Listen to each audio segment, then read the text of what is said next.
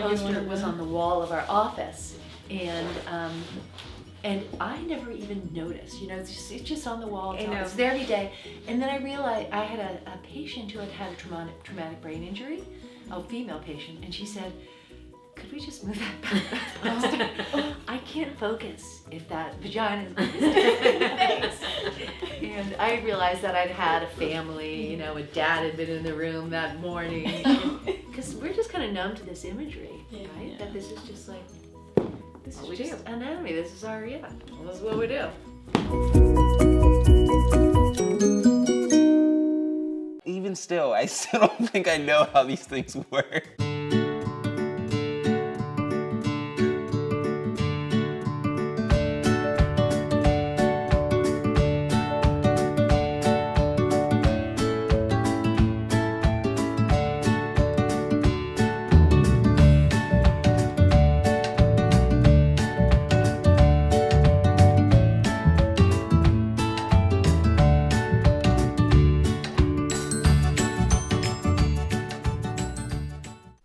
In the early 1950s, Margaret Sanger began her work towards finding the magic pill known as contraception, through funding and support with the International Planned Parenthood Federation. In 1960, Margaret Sanger's oral contraceptive was the first to be approved by the FDA. Since the 1960s, options for birth control have expanded dramatically. And right now, the American College of Obstetrics and Gynecology is recommending what are called long-acting reversible contraceptives, or LARCs, as the number one choice for women in the U.S.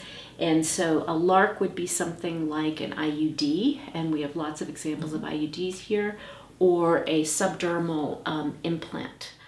Along with other forms of birth control, the pill was revolutionary. Many hailed it as a new period of sexual exploration for women. In time, many began to associate birth control with promiscuity, and it has been used to shame women's sexual agency and experiences. Yeah, I think contraception, well, first of all, I mean, even before, I was in college, probably in the 50s and 60s, I think contraception did have some profound changes in socializing and social life in colleges and beyond high school. Having said that, I think, the sexual revolution, I think, from my perspective, not as a historian, but as an observer, that change, that allowed the sexual revolution to occur because, sexual intercourse became much more frequent. And I think the fact that with birth control pill, even more than the other contraceptive forms that were available at the time, was somewhat of a sure bet. It was widely believed that the birth control pill was responsible for loosening sexual morals and facilitating the double standard of men and women with premarital sex, prompting the sexual revolution. Not only did the sexual revolution spark social controversy, it also resulted in the start of a conversation on the ethics of birth control. Despite the sexual revolution's elimination of restricted access to birth control in the United States, contraceptives were still not easily accessible in other countries. I think I've had a fair amount of experience with rural, low-resource communities, and access to contraception there can be very poor for a wide variety of reasons. But one of the issues is that it's very inconsistent. So sometimes physicians, either from within a country or from outside a country, will bring in resources and provide them for a limited period of time, but as soon as they leave, or as soon as the Ministry of Health runs out of money, then suddenly the women are off of their birth control, and there's a burst of pregnancies. So, in 1951, Sanger was on a mission to develop the birth control pill. After securing some funding for research and development, she sought biologist Dr. Gregory Pincus. In 1952, Pincus tested progesterone in lab rats and found that it worked on the prevention of pregnancy. He then met gynecologist John Rock, who was already working on contraceptions for women, and partnered together to bring forth the first clinical studies for birth control. Between 1954 and 1955, Pincus and Rock began to test the birth control pills in Boston in a small clinical study of 50 women.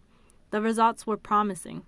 However, many of the women began to drop out because of the severe side effects of nausea and cramping caused by the hormone in the pills. However, Pincus and Rock knew that they would need to move on to large-scale clinical trials in order to bring the drugs to market. They then turned their attention to Puerto Rico. During this time, Puerto Rico was at the center of the eugenics movement. Propaganda that Puerto Rico was overpopulated prompted the United States government to push for the sterilization of Puerto Rican women. During this time, there were no laws against abortion on the island, and contraception was legal, which wasn't the case in most states. January 24, 1958, the New York Times reported today that Puerto Rico's birth rate is decreasing as a result of the continuing heavy rate of female sterilizations and the migration of young people to the mainland. The rate of sterilization ranges from 10% to 42%. 42% of the women working in one factory outside San Juan were found to have been sterilized. Pincus and Rock had found the perfect place to conduct their large-scale clinical trials on contraception. I was working in Puerto Rico in the medical school in those years, the decade of 1960 to 1970. And one of the things that seemed pretty obvious to us then was that Puerto Rico was being used as a laboratory, and it was being used as a laboratory for the development of birth control technology. Ese es el plan genocida, lo que se está planteando para Puerto Rico. Pincus and Rock targeted poor, uneducated Puerto Rican women for the birth control studies. Soon, Puerto Rican women in the study began to drop out because of the serious side effects, just like those in Boston. Rock and Pincus then turned to women who could be forced to take the pill, administering it to women in the mental asylum and women enrolled in medical school in Puerto Rico on the basis that they'd be expelled if they didn't participate. Over time, the use of Puerto Rican women as guinea pigs for the study of birth control became apparent, and many began to advocate for the women's rights as part of the clinical trials. 3 women died during the clinical trials, many of whom were never informed they were taking a pill that prevented pregnancy. These trials are what led to laws that inform consent procedures, which all medical studies must adhere to today. Birth control exists as an individual right. It's something that should be built into health programming. It should be part and parcel of choices that people have. And when birth control is really carried out, people are given information and the facility to use different kinds of modalities of birth control. Despite these unethical development of birth control pills, Envoid was approved and marketed to women for the prevention of pregnancy. Later studies found that Envoid contained 10 times the amount of normal hormones needed to prevent pregnancy. Despite his role in the development of birth control, John Rock was a devout Catholic. However, Pope Pius XII directly conflicted with Rock and ensured that the Catholic Church was against any type of artificial contraception. For many years, the Church has been very consistent in what she teaches about contraception. She's always taught that it is immoral. It is not right to engage in the gift of sexuality without receiving all of its gifts, without receiving all of the purposes for which it is intended.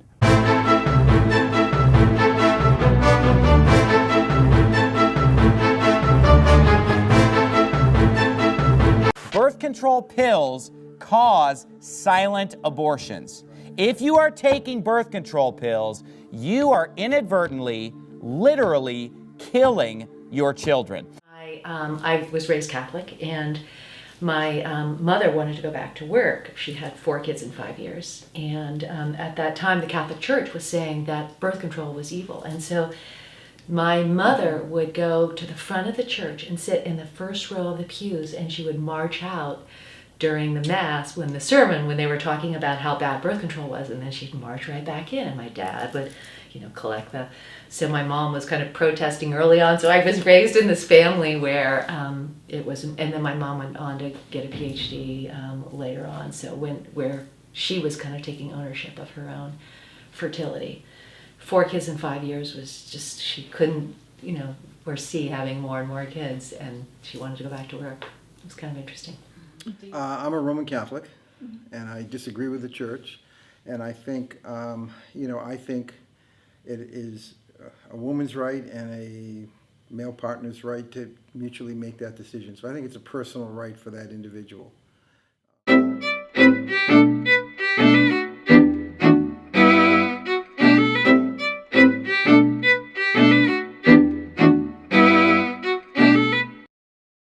scusatemi la parola, Some think that, excuse me if I use this word, that in order to be good Catholics, we have to be like rabbits. No.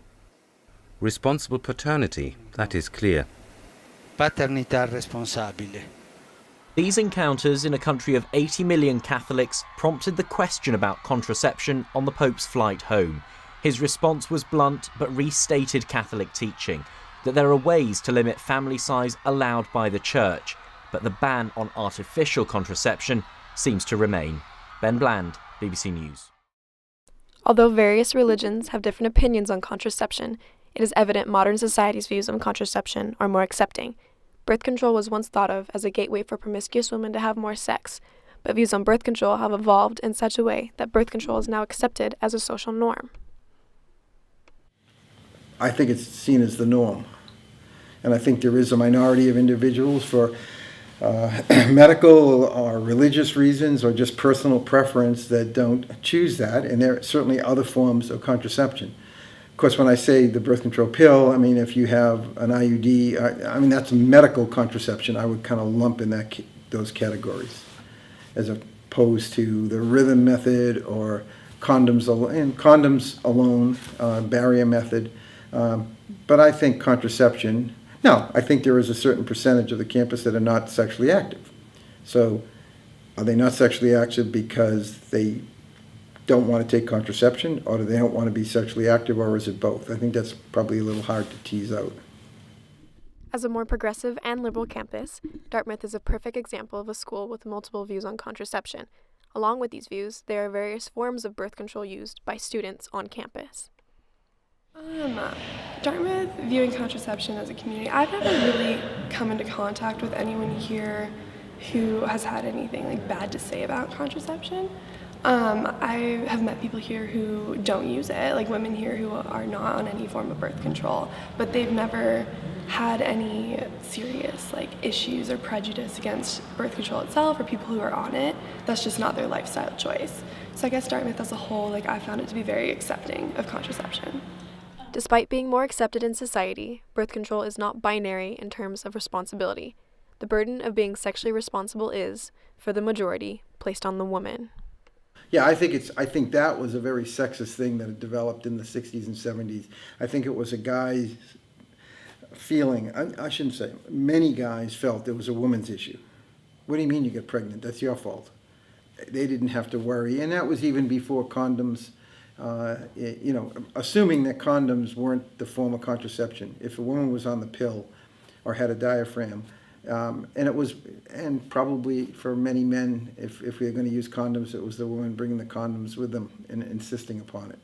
So a guy, responsibility wasn't there. Now, I think that's a generalization. I think there were guys that were very conscientious of that,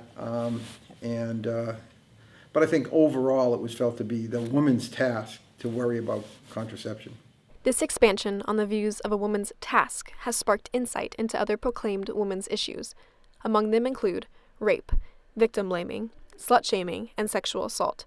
This integration of topics essentially promote a woman taking back her own body and fostering a sense of dual responsibility among both men and women.